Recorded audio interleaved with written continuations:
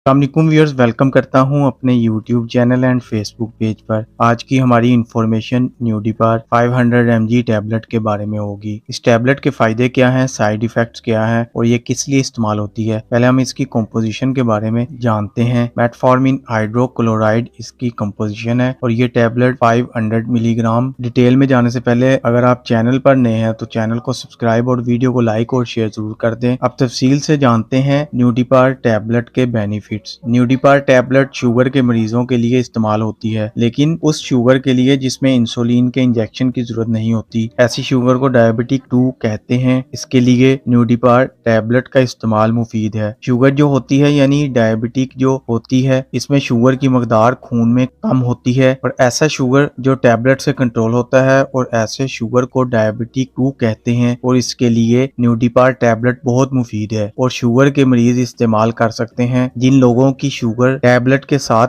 Normal हो जाती है उनके लिए बहुत मुफीद है। डायबिटिक 2 इसके बारे में जानने की कोशिश करते हैं, यानी डायबिटिक 2 शुगर क्या है। डायबिटिक 2 शुगर इंसान में पैदा होने के बाद खून में शुगर की मकदार ज्यादा करती है, यानी डायबिटीज जिस इंसान को लग जाती है तो उसके खून में ग्लूकोज की मकदार या उसे ब्लड शुगर भी कहते हैं, वो खून में ज्यादा हो जाती है। लेकिन ये क्यों ज्यादा हो जाती है? हमारे जिस्म में लीवर जो ग्लूकोज को